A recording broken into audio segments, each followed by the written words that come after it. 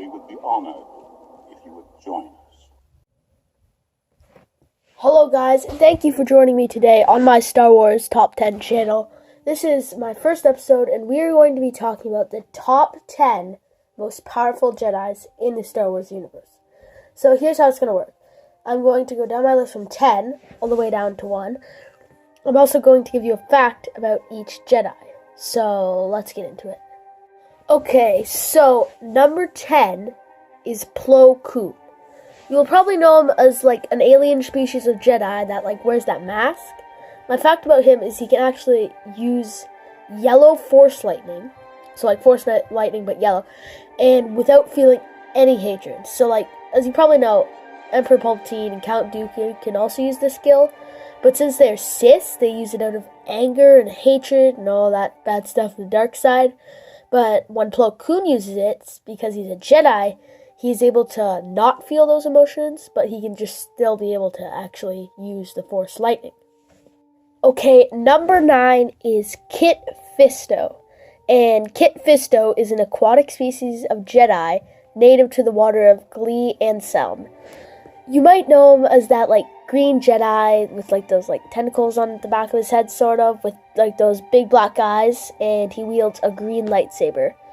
But my fact about Kit Fisto is that his lightsaber actually works underwater.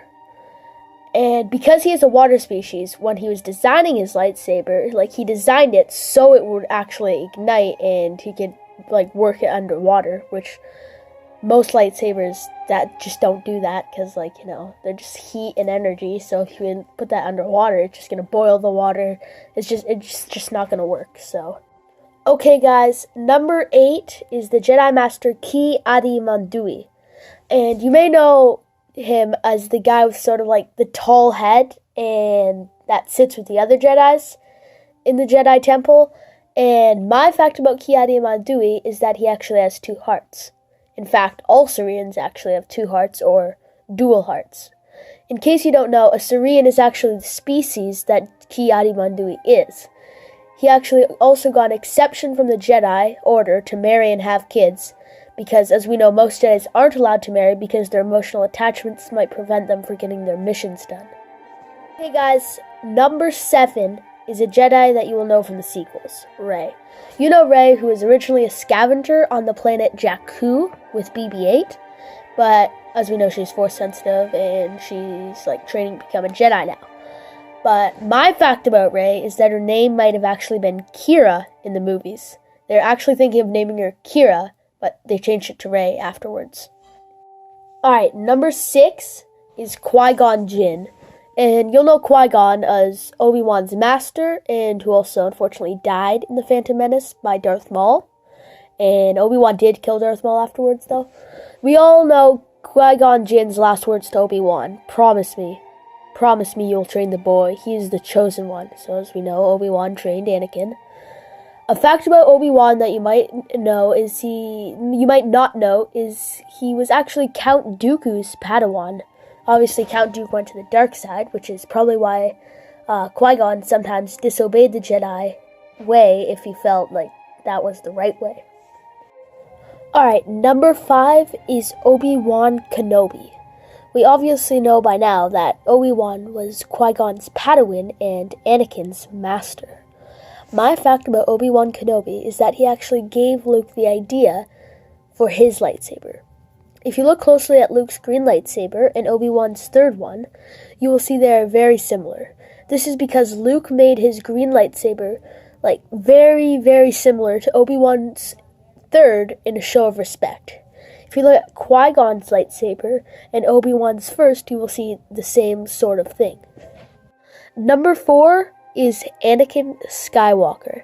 Anakin, he turned into Darth Vader, so some might think he doesn't count as a Jedi, but as a Sith. But when he was a Jedi, he was still very powerful. He was the main character in the prequel trilogy. My fact about Anakin is that in the movies, he and Boba Fett were actually almost brothers. I mean, I think that'd be pretty cool, but, how would that work? Would Jango Fett be Anakin's dad? Would Anakin be a clone? Would Boba Fett not be a clone? I'm still just not sure how that would work. Alright, we're going to the top 3.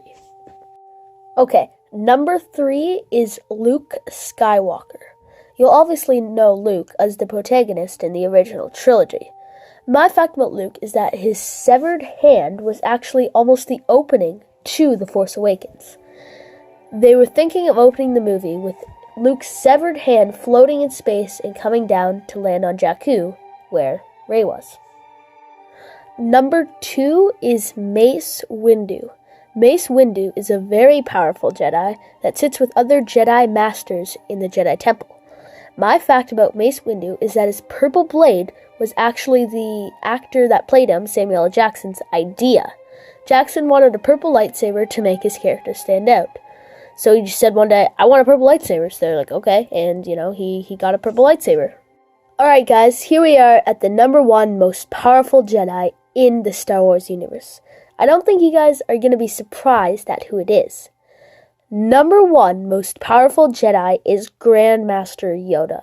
We all know Yoda is the little green alien that trained Luke on Dagobah. He also lived to be 900 years old. My fact about Yoda is that they were actually thinking of naming him Buffy Yoda. Buffy. They changed Buffy to Minch, though, because they thought it would be more fitting for the character than Buffy. I agree as well. Thank you guys for joining me today on Star Wars Top 10. I hope you enjoyed my first episode. I'll see you guys next time. And guys, May the Force be with us all.